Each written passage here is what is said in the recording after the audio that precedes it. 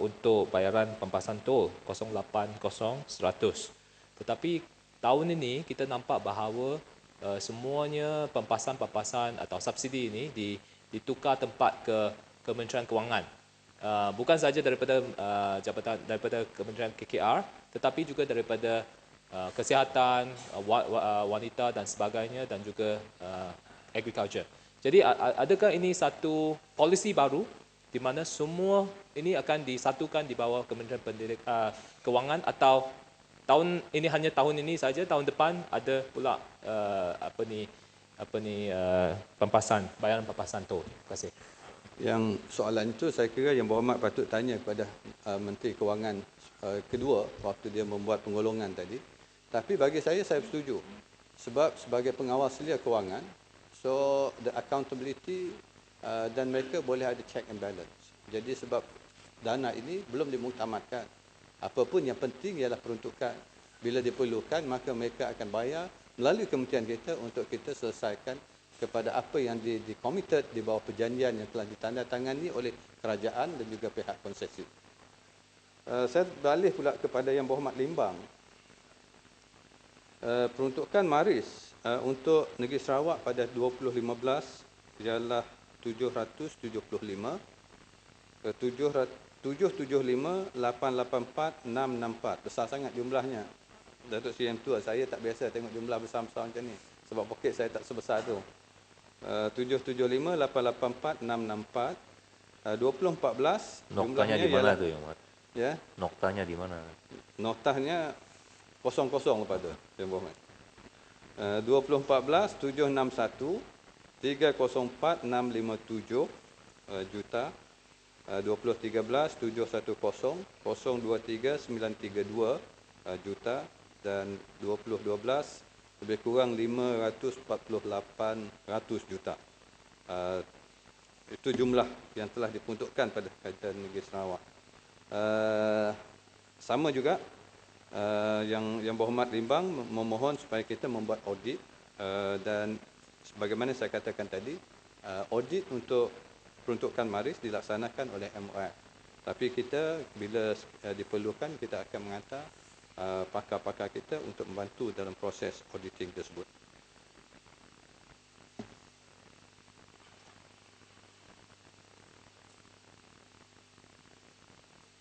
Untuk Yang Berhormat Libaran, Libaran bypass, tarikh mula projek ialah 13 bulan 10 2014, dijangka siap 12 bulan 10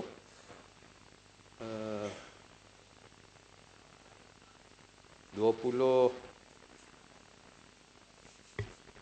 berapa ni? Salah dia orang tulis ni, 260, tak ada 260, 2016. Tempohnya ialah dia kemajuan projek setakat ini ialah 83.4%, dan sekarang ini mereka dalam proses permohonan lanjutan masa. Jadi maknanya dia patut siap pada 12 bulan 10 2016.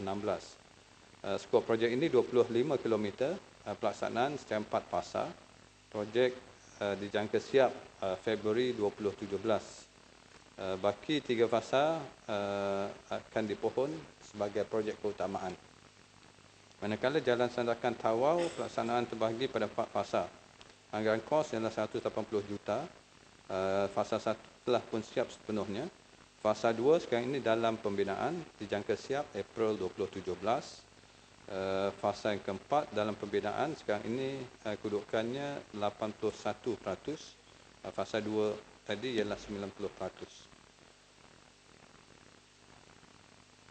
Untuk Yang Berhormat Bukit Gantang, ada beberapa perkara dibangkitkan, iaitu berhubung kait dengan charge 3% yang dichargekan oleh PLAS. Untuk makluman Ahli Berhormat, pihak PLAS menetapkan dasar sistem point of sale ini untuk semua R&R di Lebuh Raya Utara Selatan. Dasar tersebut dikenakan sebagai charge tambahan 3% daripada hasil jualan peniaga gerai makan di R&R. Ini bertujuan untuk menampung kos operasi dan penyelenggaraan prasarana R&R terbabit dan ianya menggantikan kos kenaikan sewaan tetap. Dulu ada kenaikan sewaan tetap. Sekarang ini digantikan dengan kaedah 3%. Jadi maknanya sewaan ditetapkan, tak ada lagi sepatutnya tak ada kenaikan sewaan, tapi dichargekan dengan 3% tersebut. Charge tambahan ini sebenarnya telah dibuat perundingan dan juga dengan semua pengusaha gerai, dan mereka bersetuju untuk menerusi perjanjian pengendalian gerai bila mereka menandatangani perjanjian tersebut. Sudah pun dipersetujui. Ya. Terima kasih Datuk Seri Pengerusi, terima kasih Pak Menteri.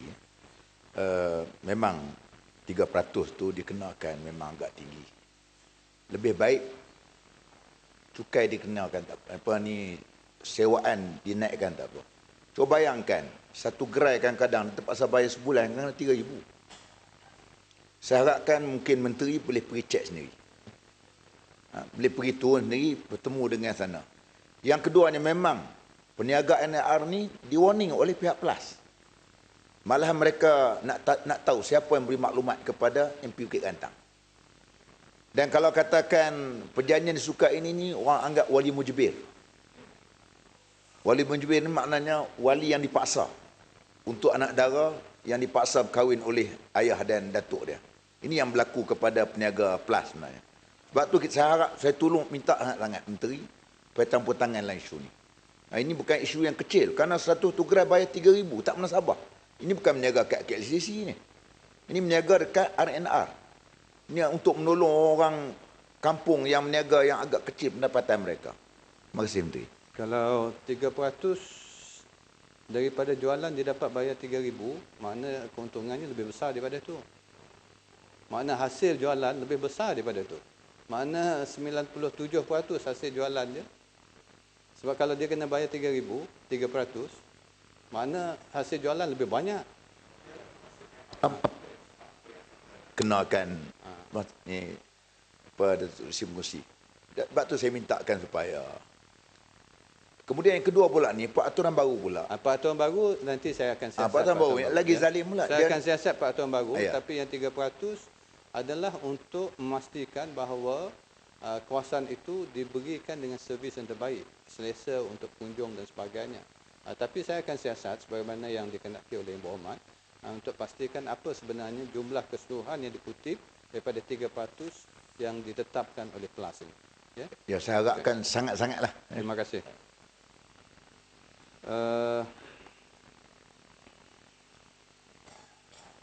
Untuk formula pampasan, saya dah sebut juga tadi lah, dia based on traffic dan sebagainya. Tapi kita dah buat penambahbaikan daripada generasi pertama. Kalau generasi pertama dulu, tol ini dia automatik boleh naik ikut perjanjian. Tapi sekarang ni kita dah kawal. Boleh tak naik sebab kita akan buat audit dulu. Betul ke tidak dia dah layak mendapat ataupun tak layak. Kalau dia tak layak dapat, kita tak akan izinkan bagaimana peruntukan dan perjanjian. Tapi kalau dia layak dapat, itu pun kita akan buat audit seperti mana saya katakan tadi.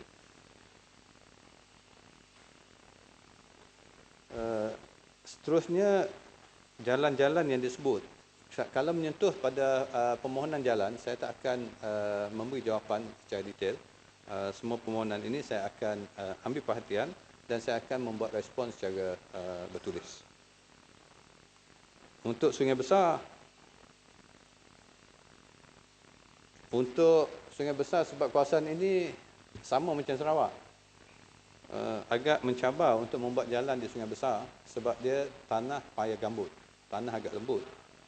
Dan bila kenderaan masuk, sebab itu berlaku pipe pecah dan sebagainya sebab pergerakan tanah. Akhirnya banyak pipe yang pecah dan saya sebenarnya berbangga sebab Yang Berhormat Ahli Parlimen Sungai Besar ini amat prihatin. Apa saja berlaku, dia akan terus update saya supaya kita dapat mengambil tindakan bersama. Dan atas keprihatinan dia juga, maka saya nak maklumkan bahawa kita baru dapat surat bahawa tambahan untuk membuat pipe baru di kawasan itu sebanyak 72 juta sudah pun diluluskan oleh HPU. Okay. Parit Sulong, untuk jambatan yang yang sudah setengah abad. Tapi saya kalau tengok Payung Sulong tak macam orang setengah abad. Nampak muda lagi. Jambatan je lah setengah abad. Jadi projek ini insya-Allah kita akan meneruskan komitmen kita untuk apalah memohon di bawah peruntukan akan datang. Untuk si putih, yes, si putih. Yang bawa menteri yang lain tu bukan satu je saya bawa, ada banyak lagi. Projek saya kata saya akan buat jawapan secara bertulis. Okey. Kalau nak terima kasih, banyak sangat, semua nak minta projek. Saya pun kena cek detail, takut nanti ada maklumat yang tak berapa tepat. Untuk kesakan di kawasan Mid Valley, ini sama juga yang dibangkitkan oleh PJ Selatan. Sebahagian saya harap akan diselesaikan bila ada lebuh raya Setiawangsa Pantai Expressway, SPE, yang sedang dalam pembinaan. Yang ini akan menyambung daripada persimpangan bertingkat Taman Melati di MRR2 ke persimpangan bertingkat di Kerinci. Ini sedang dalam pelaksanaan.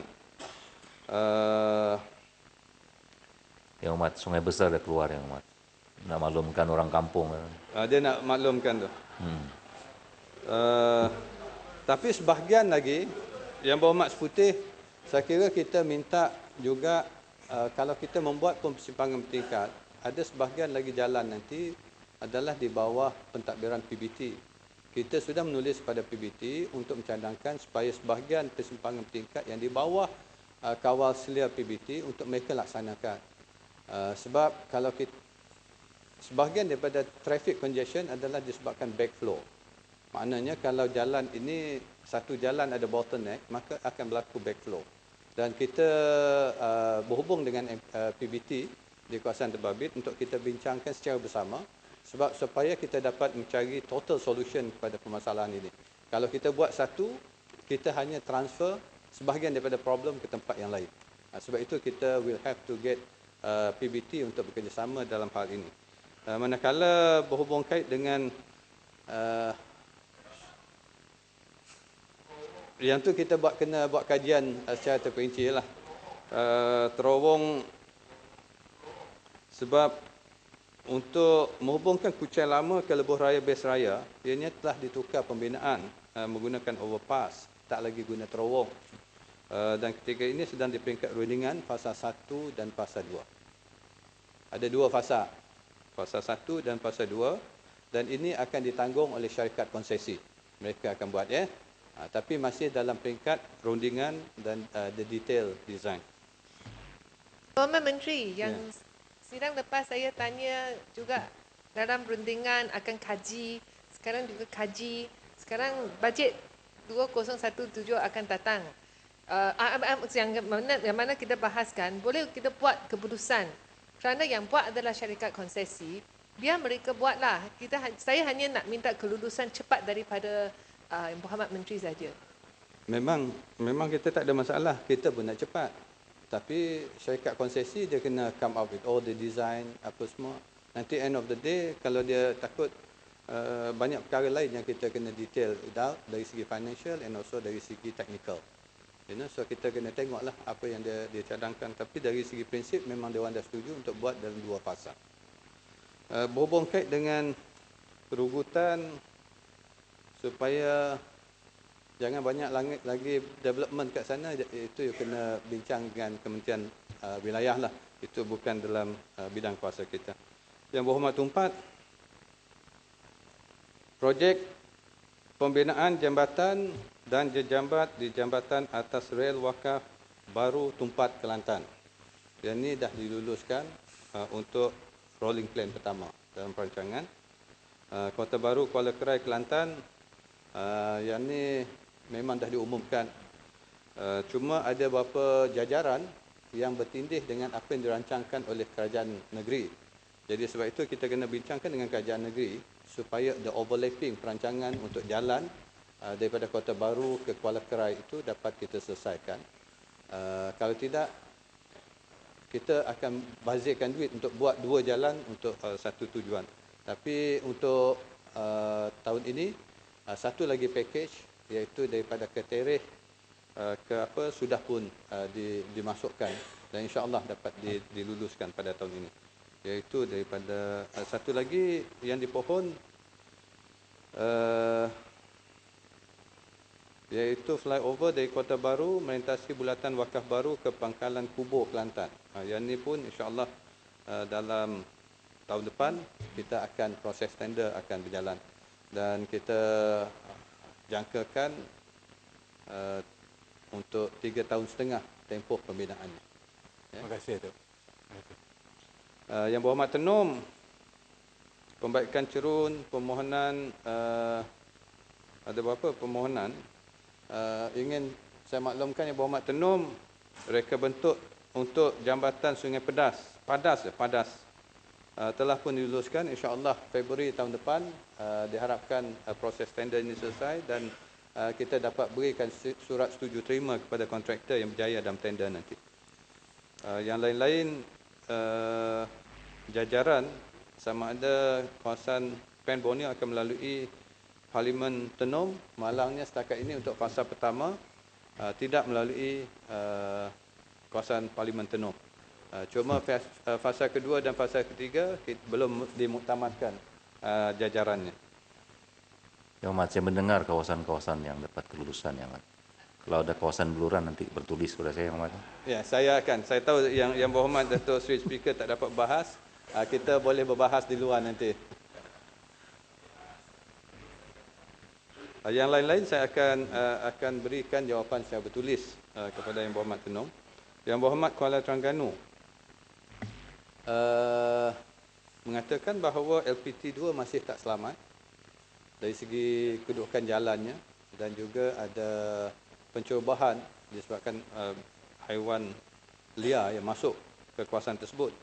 Saya sendiri sebenarnya sudah pun pergi ke sana bila banyak berlaku dulu dan apa yang kita lakukan ialah untuk melantik ikram untuk kita membuat auditing jalan tersebut.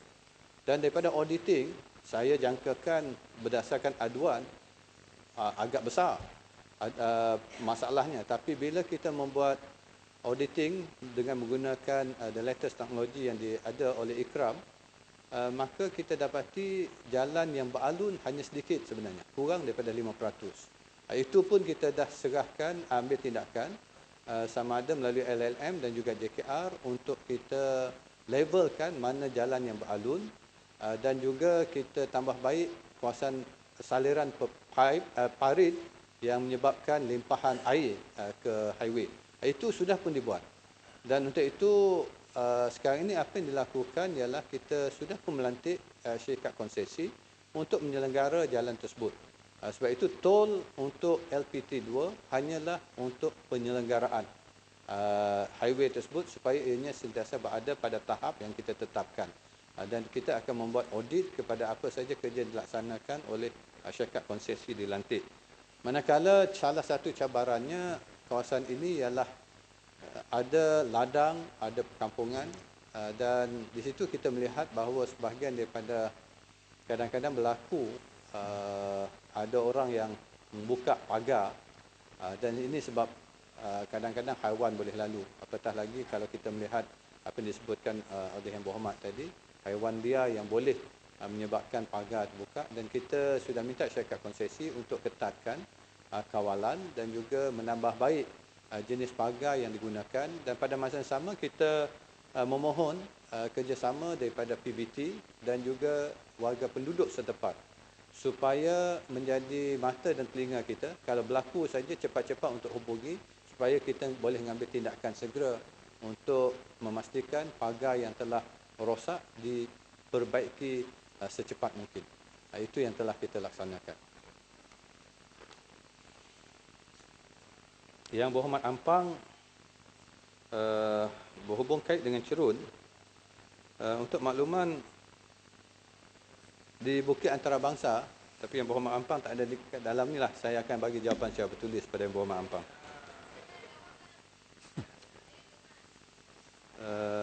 Jerantut, untuk Ahli Berhormat Jerantut, projek Jerantut Maran yang terbengkalai, insya-Allah projek ini sudah pun diluluskan untuk rolling plan yang kedua 2017 ini iaitu menaik taraf laluan 64 Jalan Benta Jerantut Maran fasa pertama segmen yang ketujuh sepanjang 6 km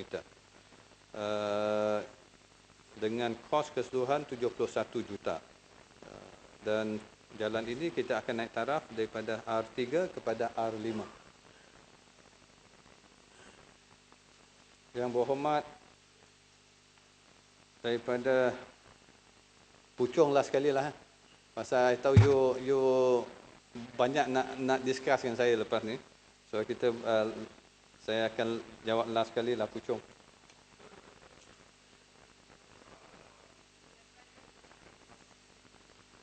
Untuk Greek, pembaikan curun juga telah diluluskan dalam rancangan Malaysia rolling plan yang kedua, rancangan Malaysia ke-11, iaitu kerja-kerja curun di laluan FT 004 section 96.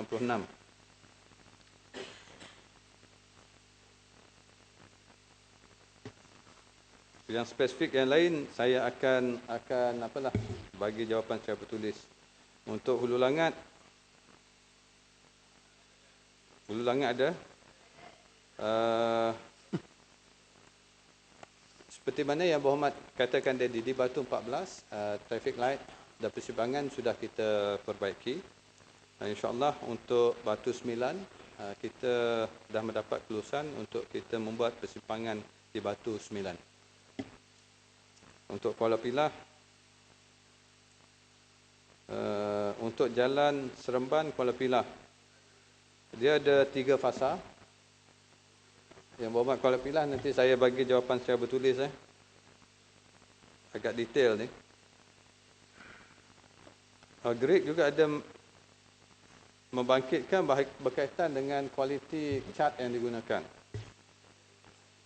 Saya akan mengambil serius pandangan yang berhormat.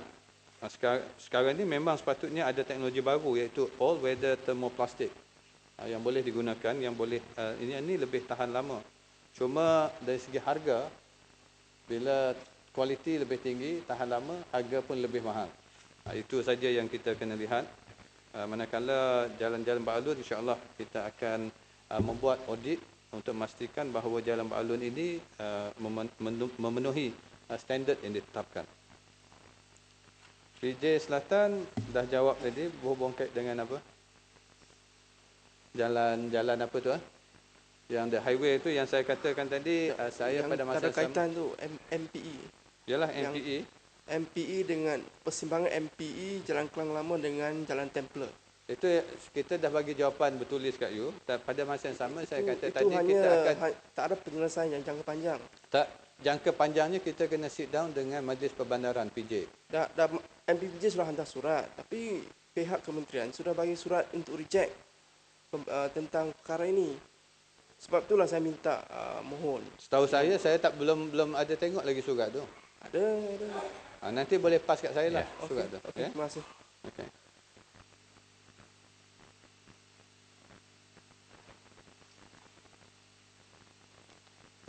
Kota Raja berhubung kait dengan Kota Raja dah. Kota Raja berkaitan dengan bidang kuasa. Jalan Persekutuan, Jalan Negeri, Jalan PBT. Dan kita juga ada jalan Majlis Daerah. Ya? Jadi Majlis Daerah dan PBT di bawah PBT dengan Majlis Daerah. Manakala Jalan Negeri di bawah JKR Negeri.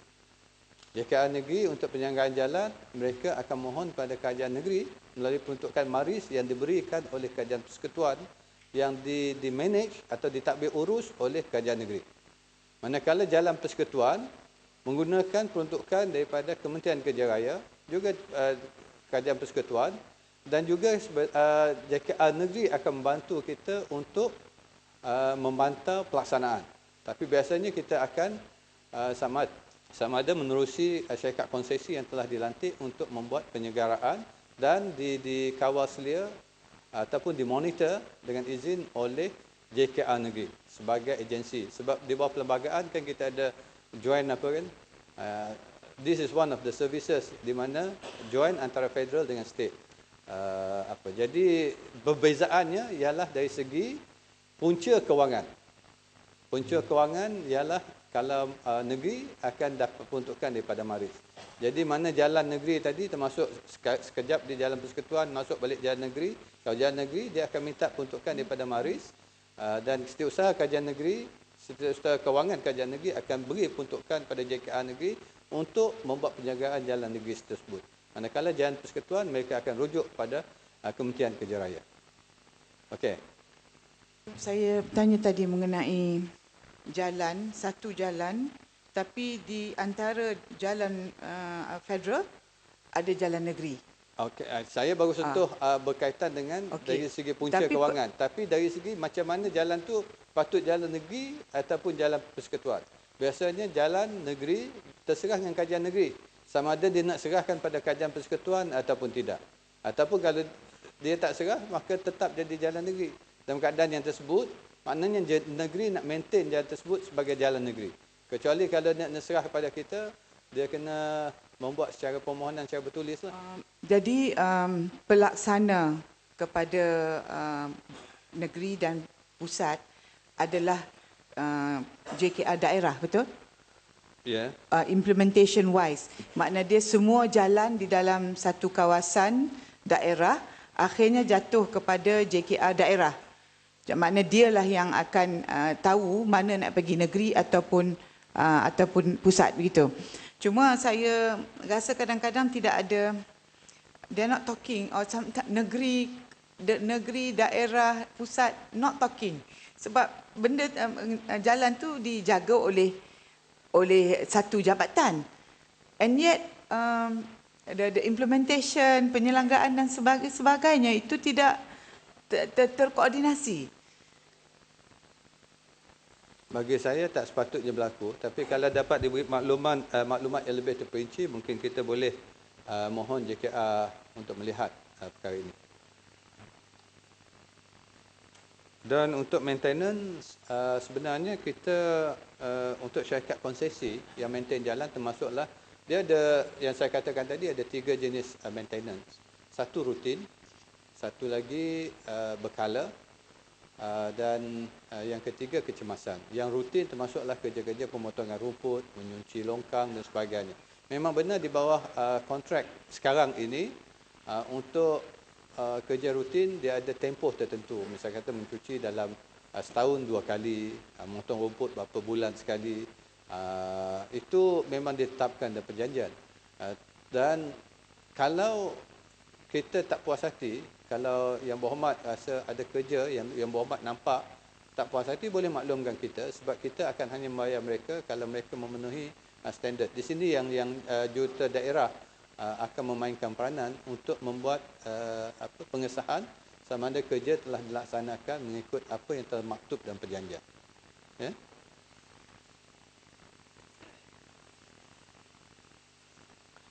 Berkaitan dengan permohonan untuk naik taraf jalan dan sebagainya, saya akan buat secara bertulis. Begitu juga dengan Yang Berhormat SIK minta menaik taraf laluan 67 Sungai Petani Baling di simpang FT 67 ke Kuala Muda. SIK ada? Boleh umum, dah diluluskan. Oh, terima kasih banyak. Ya.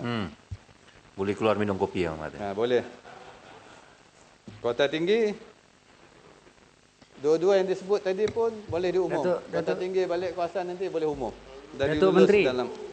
Datuk Menteri. Ya. Datuk Menteri tolong baca ni menaik taraf. Kalau saya tak silap dengar, nanti saya happy tak betul. Baling, Sungai Petani. Kuala Muda ke Simpang Baling, FT 67 Bukan. Bukan gitu? Tak betul tu. Ini jalan lain Itu jalan lain. FT 67. Saya Sungai Petani Baling dari Simpang FT 67. Saya FT 71. 71. Okeylah. Minta maaf lah. Nanti saya dicatatkan macam ni. Nanti saya semak permohonan SIK. Jangan balikkan demam pula jadi SIK. InsyaAllah ubat banyak. Kota Tinggi saya akan bagi maklumat terperinci, tapi apa yang dibahaskan tadi insya-Allah nampaknya ada diperuntukkan untuk kelulusan rancangan rolling plan yang kedua. Detail nanti kita maklumkan. Beruas Jalan Persekutuan FT60. Projek ini ada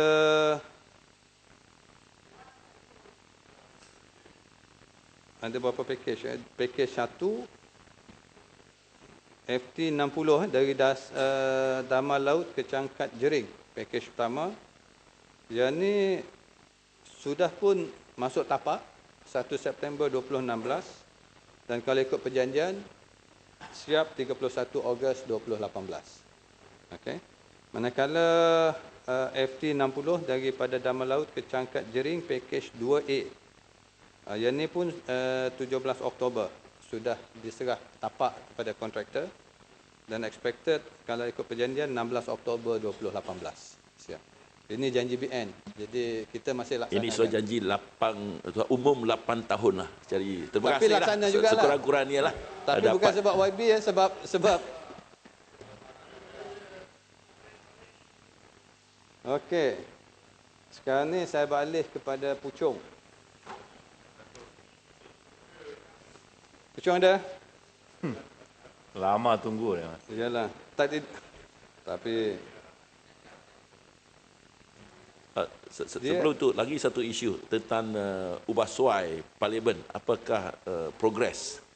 Sudah bertahun-tahun pun nak tahulah. Tadi saya sudah bertahun-tahun ke? Saya sudah bangkitkan tadi kalau boleh ada jawapan. Ya, dia ikut jadual yang kita tetapkan. Dia ada banyak fasa dan satu fasa iaitu fasa yang membuat MNE dah pun siap. Dewan Utama dalam progress and hopefully targeted date untuk kita tahun depan siap. Kita harap dapat dicapai. Dia ada beberapa technical yang kita nampak tapi sekarang ni memang ada jawatan kuasa pun ada yang diwakili oleh pihak pembangkang pun ada sit down sama kita. Ada rancangan tentang multi level parking tak? Tadi kerana masalah parking. Ada rancangan untuk bina. Yang tu apa yang dah dibentang diluluskan itu yang kita laksanakan. Ya. Boleh kita JKR bagi satu mungkin sesi taklimat briefing kepada MP. Ada jawatan kuasa yang Dewan. Kami pun ahli parlimen. Yalah speaker kita semua ni berada di sini Yang Berhormat sudah Si terlalu Putih, lama lah.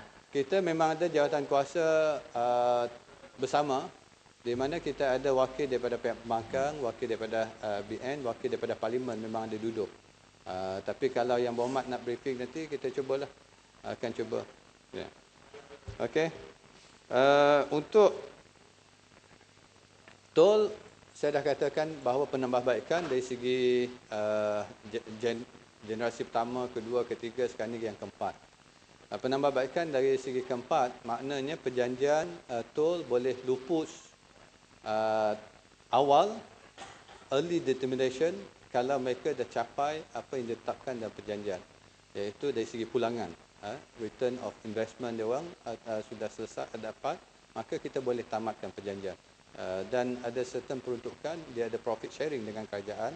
Dari situ yang kita buat tambah baikan.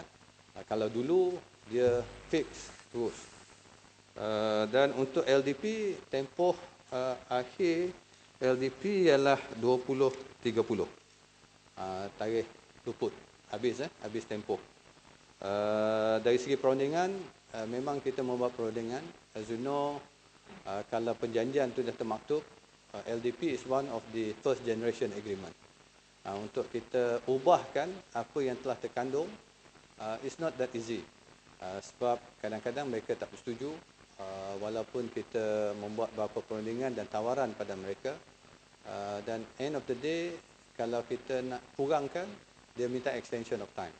Extension of time is another, maknanya kita delay untuk solving the problem. So sebab itu saya kadang-kadang melihat kali ini kita kena bincang secara lebih besar melibatkan EPU dan juga Kementerian Kewangan sebab ada keputusan dasar yang diperlukan. The other area yang kita kena lihat ialah untuk LDP, dia is an open toll system. Open toll system maknanya public boleh guna, ada certain stretches ni dia tak kenakan toll. Dia, walaupun dia access untuk traffic lain daripada taman-taman dan sebagainya boleh gunakan. Cuma kalau dia pass toll booth saja dia kena bayarlah. Sebab tu dikatakan open system. Manakala closed system is like utara Lebuh Raya Utara Selatan. That is closed system. Mana orang tak boleh keluar masuk dengan bebas. Mana-mana you keluar, you kena apa? YS, LDP, bukan. So how do we solve the problem? Yang Berhormat tadi mengatakan bahawa salah satu punca ialah disebabkan kelulusan projek-projek yang begitu banyak. Jadi bila kelulusan projek ini adalah disubmit through kerajaan negeri, the local authorities. Tapi bila diluluskan, kadang-kadang mereka tidak mengambil timbangan apakah kemampuan jalan itu boleh menampung dengan kelulusan projek-projek development. Itu yang berlaku di kawasan Puchong sebenarnya. Jadi itu sebahagian dari cabaran. Sebab itu salah satu dulu, bila ada proposal, salah satunya ialah KIDEX, iaitu Kinara ke Damansara. Untuk kita leraikan, ada option kepada di people untuk lari daripada keadaan yang ada sekarang. Tapi malangnya kelulusan KIDEX sudah pun dibatalkan, maka KIDEX tak ada. Ada few highway. Bila KIDEX dibatalkan, maka ada lagi satu highway terpaksa dibatalkan. Ini juga menjejaskan apa yang berlaku di PJ Selatan. Sebab perancangan keseluruhannya dulu dengan adanya semua highway yang kita rancangkan ini, ianya dapat meleraikan trafik, dan pada masa sekarang kita harapkan banyaklah apa yang dikatakan the ring road yang akan meleraikan trafik. Tapi malangnya ada sebahagian tidak diluluskan, maka ianya menjejas segala perancangan. Tapi yang lebih penting saya kira kita kena juga beralih pada public transport. That's why LRT, MRT, supaya nanti ada pilihan pada rakyat kita.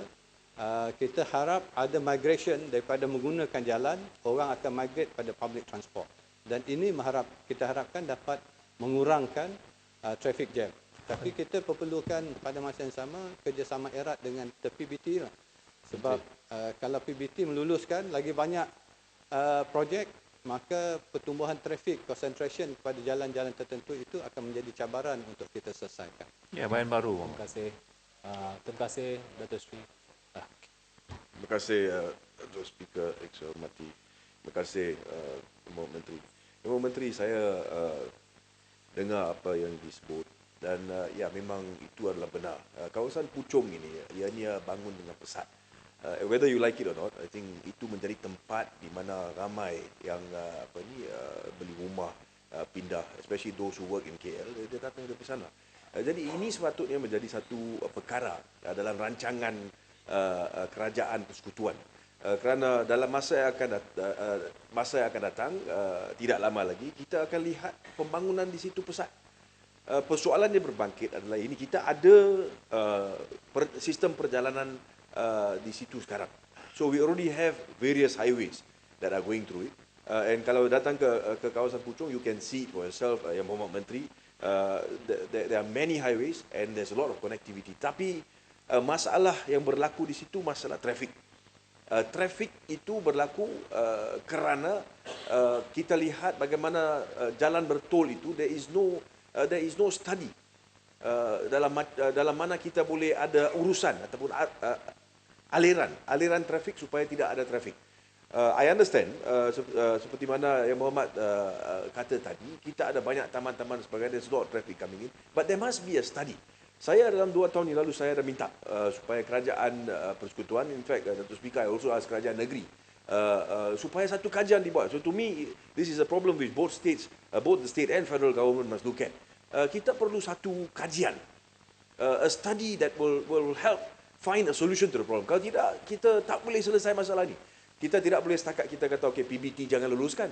Itu tidak boleh kerana banyak daripada tanah itu telah pun they already earmarked for commercial development, if not residential development. So masalah dia bagaimana kita nak uruskan. Don't forget, Yang Berhormat Menteri, Putrajaya is right next to Puchong. Di situ kita ada banyak jalan-jalan yang besar dan sebagainya tidak bertol. Tapi di Puchong, di mana tempat ramai penduduk sangat, semua kena tol. So kita nak tanya kenapa boleh berlaku keadaan sedemikian. So you speak about KIDEX and all that. I understand those are areas, those are options that Kerajaan Persekutuan has come with. Kenapa tidak boleh Kerajaan Persekutuan bina satu jalan raya, satu highway yang tidak bertol to connect Puchong to other places, or remove toll that currently exist in Puchong. So these are the areas that I think that's the challenge yang mana kita harus cari satu jalan untuk menyelesaikan masalah itu. Terima kasih Datuk Speaker. Terima kasih. Sebab itu kalau Yang Berhormat melihat salah satu pengumuman yang dibuat oleh mantan Menteri Besar Selangor, iaitu Ahli Parlimen Bandar Tun Razak. Salah satu inisiatif yang dia nak buat dulu ialah untuk membuat naik taraf dan penukaran jalan sahala Seri Kembangan. Dia umumkan sebanyak 36 juta.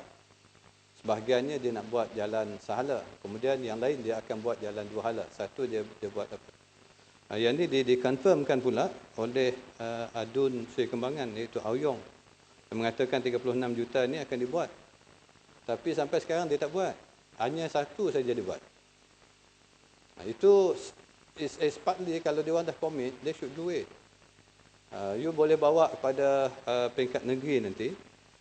Tanya what happened to apa yang telah diluluskan 36 juta. Saya dimaklumkan hanya 2 saja dibuat dalam lingkungan, satu untuk membuat U-turn jalan jadi one way saja to convert, and the rest tu sekarang ni they put a blame also macam apalah pada kajian persekutuan. Wahal yang commit tu dia orang. So in other words, I think what we should do dengan izin ialah untuk sit down together, buat perancangan dan bagaimana kita nak cari penyelesaian ini. Ya, Bapak Menteri, itu saya setuju. In fact, I just correct yang Bapak Menteri. Kerja-kerja telah pun dimulakan di Seri Kembangan. I am there. That is actually in a different area. Seri Kembangan is actually towards Seri Sedang. Yang kita bincang sekarang berkenaan dengan isu khususnya di kawasan Kinrara, lepas itu going into areas of Equine Park. Those are the areas which are very, very heavily populated, all that. But I think saya mengalukan apa yang disebutkan oleh Bapak Menteri. In fact, we are prepared to sit and work, because we need to find some kind of solution to this problem, because otherwise in the next few months, next few years, I think this problem is going to reach tahap yang memang ianya tidak boleh diselesaikan. So we are prepared to discuss it, and of course any way I can cooperate as MP, I am prepared to sit with you as well. Sebab salah satu puncanya ialah sebahagian jalan juga di bawah PBT nak masuk ke taman-taman. Kalau jalan tu tak di-upgrade, that will cause a backflow kepada highway. Sebab laju highway nak keluar jalan sangkut, sebab di dalam jalan taman-taman ni ada traffic light, banyak simpang dan sebagainya. That also contribute to the traffic congestion. Sebab itu the solution is we have to sit down bersama dan find a total solution to it. Baik kajian negeri, we have to focus on the people. Alright, and Bandar Kuching. Menteri, sikit saja tentang KIDEX. Ya. Saya nak minta Menteri komen sikit tentang KIDEX. Menteri kata KIDEX telah dibatalkan. Tapi saya pun terima bahawa ada berita bahawa grup yang lain telah tukar sedikit alignment KIDEX dan mereka telah submit satu proposal baru untuk membina lebuh raya yang lebih kurang sama dengan KIDEX kepada kementerian. Bolehkah Menteri confirm adakah perancangan tersebut? Terima kasih. Saya tak tahu berhubung kait dengan perkara itu. Kalau ada pun cadangan, dia kena melalui proses yang sama, iaitu penilaian di peringkat UKAS, penilaian di peringkat Kementerian ILLM dan kemudian penilaian di peringkat kajian negeri. Maksudnya Menteri sudah terima lah ada cadangan tersebut, perancangan tersebut. Saya kata saya tak tahu. Kalau ada pun kena melalui proses yang sama. Akhirnya perlu dilulus ataupun tidak, kata pemutusnya di peringkat MTES Negeri Selangor. Terima kasih. Tuan Pengerusi, boleh saya hanya minta maaf Yang Berhormat Menteri. Tadi juga dibangkitkan berkenaan dengan soalan trafik di Taman Putra Permai dan Taman Equine. Jawapan daripada Yang Berhormat Menteri yang saya terima minggu lalu, dia kata ada peruntukan 400 million, tapi memang tak ada dana untuk teruskan dengan projek tersebut. So in other words, sudah dikenal pasti masalah itu, sudah juga dikenal pasti struktur dalam mana kita nak selesaikan, tapi hanya tak ada dana. Jadi cadangan yang saya bawa Yang Berhormat Menteri, can we try and find a way where we can do it secara berperingkat. So kalau kita tak boleh cari 400 million for one particular goal, is it possible to ask us the ministry to look back at it and see whether we can break it down, so at least we can start moving on the project, Yang Berhormat Menteri. Study kita dah buat. Memang betul anggaran untuk projek ini 400 juta. Tapi kemudian kita tak proceed because of the announcement by Kajian Negeri Selangor bahawa dia akan buat dengan kos 36 juta. That will be the fasa apa. So kalau dia dah totally different area. Sama-sama. Totally Di different area. Kembangan Jalan Putra Permai. Totally different areas. The one that yang Menteri is talking about is down the road. It's further down. Tapi di sini what we are talking about is the one in front of Giant, in front of Equine Park. Okay, Perhaps let Menteri me wants to check look on the into that. detail. Yeah, Alright. perhaps Yang Menteri can communicate with me. I can also assist in respect that problem. Boleh bincang di luar Yang Muhammad. Okey, Bandar Kuching. Bandar Kuching, kalau kita nak melihat dari segi bajet, kita tak dapat melihat dari satu skop berapa peruntukan untuk Kementerian Kerja Raya, tapi kita kena melihat kepada keseluruhan. Mana berapa peruntukan di KKW, berapa peruntukan di kementerian-kementerian lain, then you lump up. Only then it will be a fair argument lah.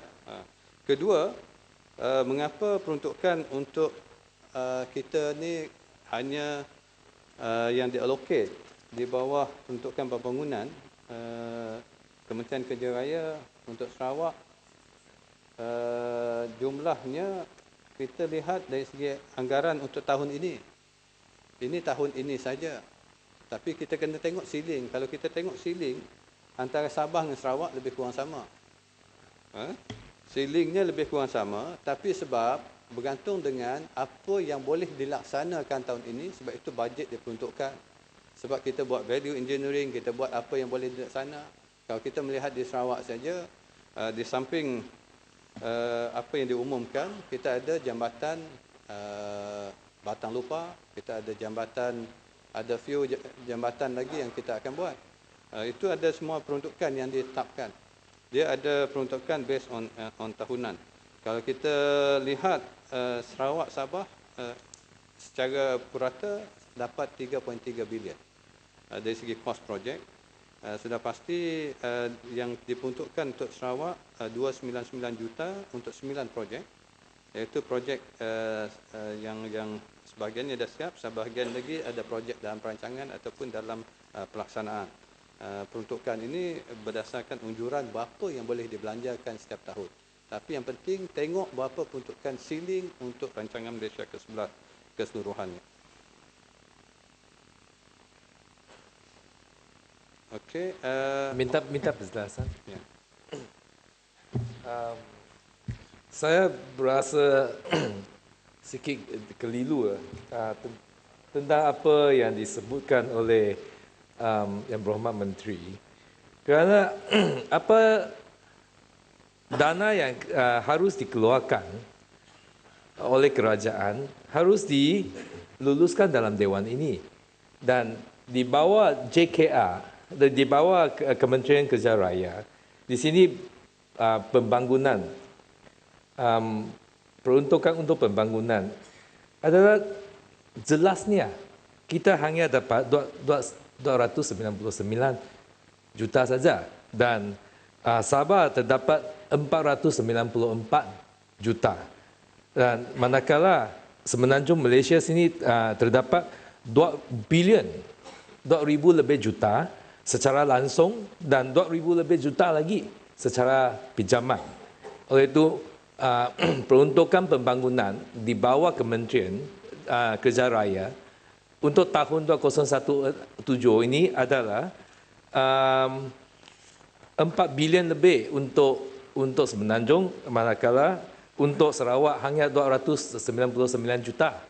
Ini merupakan satu ketidakseimbangan terhadap kita sini. Yang lain yang disebutkan, kalau tidak termaklum dalam bajet ini, buku bajet ini, bagaimana kita nak keluarkan duit untuk membiayai projek-projek yang disebutkan tadi? Itu yang saya katakan tadi, kalau kita nak lihat, kita kena lihat kepada keseluruhan. Berapa pula peruntukan untuk luar bandar Negeri Sarawak berbanding dengan Semenanjung. Itu semua kena tengok. Ya, tahu. Saya kita dah dapat tengok. keseluruhan, Tetapi jangan melihat pada hanya satu kementerian. Bukan saja ini.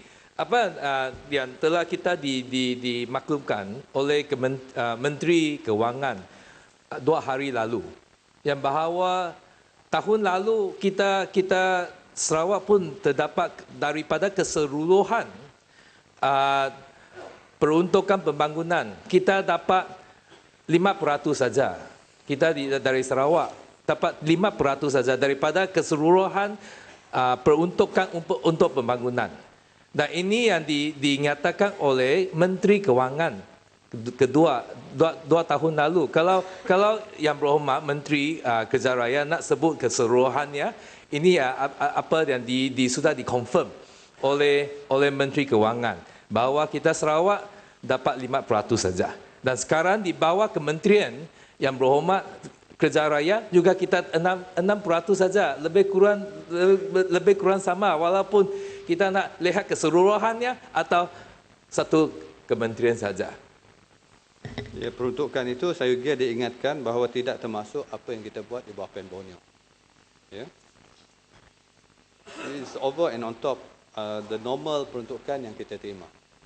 Memang biasanya inilah jumlah yang kita terima. Tapi yang penting saya kira kena lihat dalam bigger perspektif. Seterusnya untuk PEN Borneo, saya nak katakan bahawa Yang Berhormat mengatakan bahawa LBU sebenarnya adalah mewakili kerajaan untuk manage the project. Dan mereka mengenakan fees. Dan fees mereka ini boleh dipotong sekiranya mereka tidak melaksanakan mengikut terma yang telah ditetapkan. Untuk tujuan kewangan, projek ini dilaksanakan secara tender kepada semua contractors.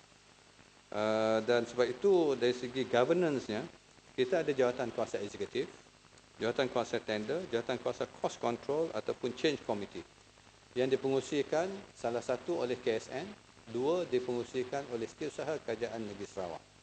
Dan technical committee dalam tu ada JKR Sarawak, ada Ministry of Infra Sarawak dan juga JKR. Dan untuk the check and balance, Kementerian Kerja Raya hanya memainkan peranan sebagai checker.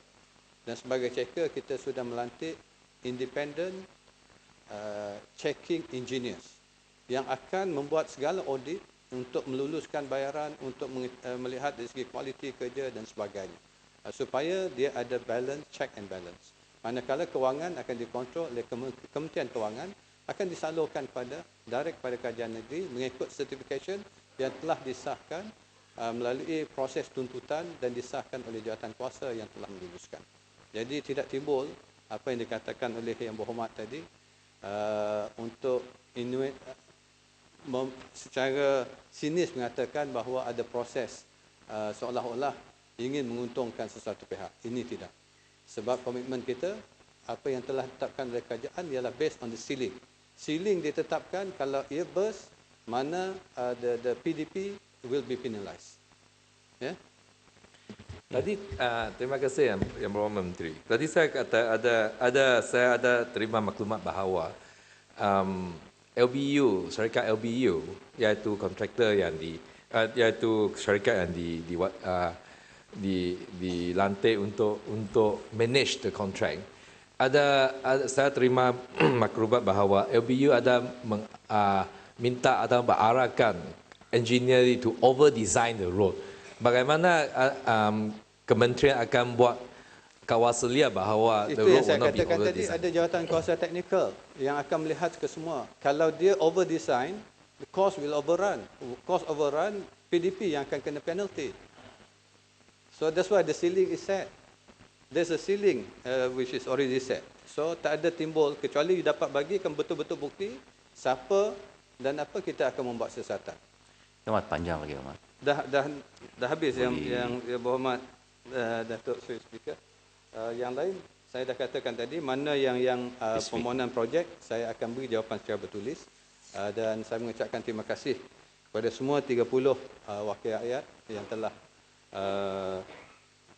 terlibat dalam perbahasan ini. Termasuk Beluran dan Kuala Kerau. Termasuk Beluran, termasuk Tan Sri Speaker sudah menyuarakan beberapa hasrat beliau. Jadi terima kasih. Yang lain saya akan memberi jawapan secara bertulis. Terima kasih. Terima kasih Yang Berhormat. Masalah ialah wang sejumlah ringgit Malaysia 964,390,000